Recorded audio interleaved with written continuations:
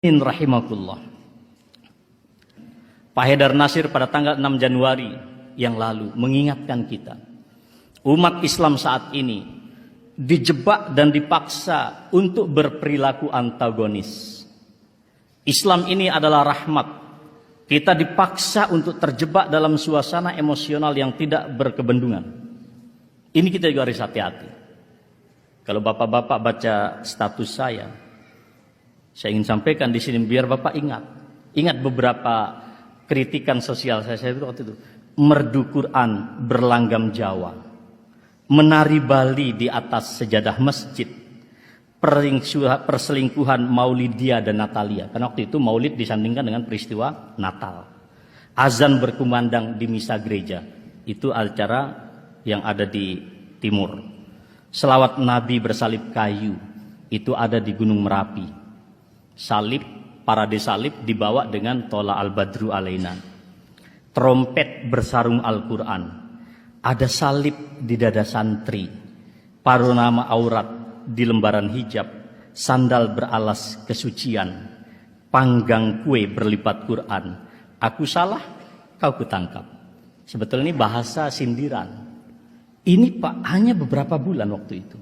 Dan pada saat itu Pak Haidar Nasir menyatakan ada upaya untuk menciptakan umat Islam Indonesia mengalami situasi yang antagonis. Selalu bersikap kasar, hal itu terlihat dan terus terjadinya pelecehan simbol agama Islam dengan berbagai modus yang ada. Saudara harus paham itu. Kita dijebak dengan suasana yang sedemikian itu. Padahal itu sama sekali tidak paham sejarah. Saya ingin katakan, Republik ini berdiri karena darah para syuhada. Pak Karno menyatakan, kalau aku mati selimuti aku dengan bendera Muhammadiyah. Tapi karena aku milik Republik, selimuti saja dengan sangsaka merah putih. Dan dia adalah tokoh dan kader Muhammadiyah yang ada di Sumatera waktu itu. Jenderal Sudirman mengatakan, robek-robeklah badanku, potong-potonglah jasadku, tetapi jiwaku dilindungi benteng merah putih. Akan tetapi hidup tetap menuntut bela siapapun lawan yang aku hadapi. Beliau adalah profil seorang guru di Muhammadiyah. M. Natsir, tanpa mosi integral beliau waktu itu, Indonesia tidak akan lahir menjadi negara kesatuan, karena Indonesia akan menjadi negara-negara serikat yang kecil-kecil. Juanda, tokoh Muhammadiyah, tanpa waktu itu yang disebut dengan deklarasi Juanda, kita tidak akan pernah memiliki kekuasaan laut yang sedemikian luas. Kita menjadi negara maritim terbesar di muka bumi.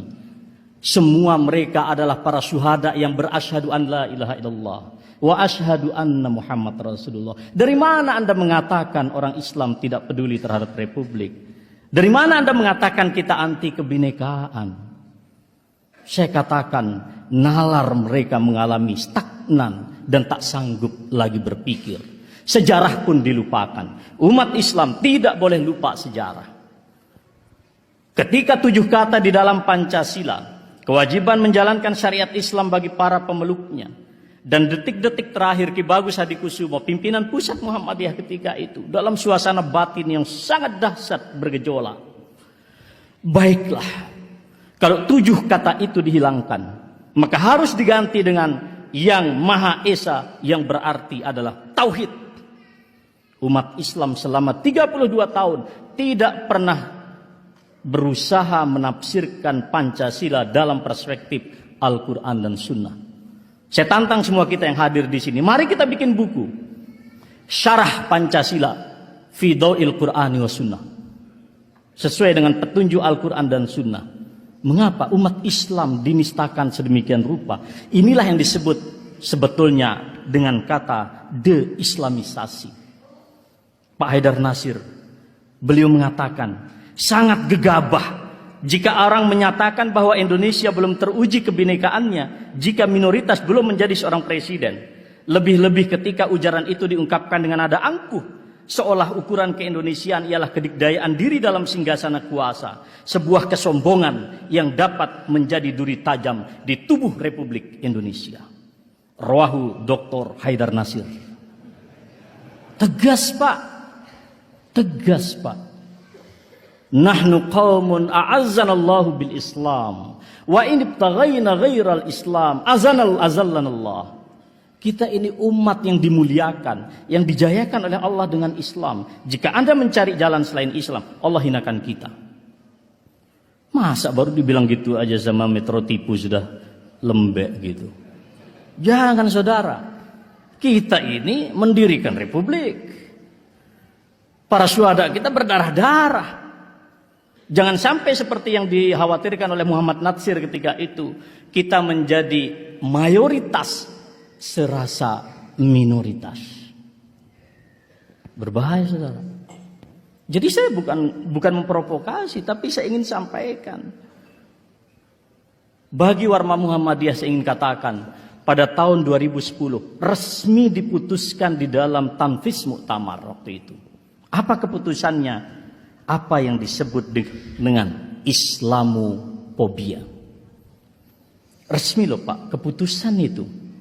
Cuman sekarang orang Muhammadiyah baca apa tidak? Muhammadiyah beristihad ketika itu.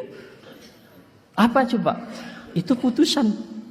Muhammadiyah memandang bahwa Islamofobia merupakan ancaman global yang merusak hakikat peradaban dan keadaban manusia. Bertentangan dengan prinsip-prinsip hak asasi manusia. Serta berbahaya bagi terwujudnya perdamaian dunia. Muhammadiyah menyerukan agar Islamofobia dengan segala bentuk dan manifestasinya yang muncul di sebuah negara harus segera diakhiri. 2010 Muhammadiyah mengatakan itu. 2016 baru diawali Islamofobia dengan cara yang sangat vulgar. Tapi umat harus paham, Islamofobia kata Muhammad Natsir tidak beda dengan deideologisasi Islam pada masa Orde Baru dan deislamisasi pada masa reformasi. Umat Islam dimuat malu dengan Islam sendiri. Anda perhatikan sekarang, negara mana di barat yang mengatakan mereka kampiun daripada hak asasi manusia, tapi mereka berlaku paradoks semuanya itu. Tidak usahlah kau ajarkan Islam bagaimana bertoleransi. Cukuplah kawan-kawan yang mengantarkan para pengantin menjadi saksi atas kebinekaan Republik Indonesia. Bukan kebinekaan yang ada di dalam proposal-proposal yang diajukan ke negara-negara donor. Bukan pula akrobat retorika di dalam seminar-seminar bergengsi internasional. Kebinekaan yang autentik adalah ketika ada orang Katolik menikah, di sini ada jutaan massa yang berkumpul, Anda tulus ikhlas mengantarkannya bukan ke masjid, tapi ke katedral, ke gereja. Itulah yang hakiki dan sejati. Bukan kemudian Anda berbusa-busa di forum seminar, Anda katakan kebinekaan ABC. Sudah, saudara-saudara mengatakan itu suruh belajar kebinekaan di masjid ini. Tapi di sini kan mesti banyak para pendengarnya banyak, Anda sampaikan itu.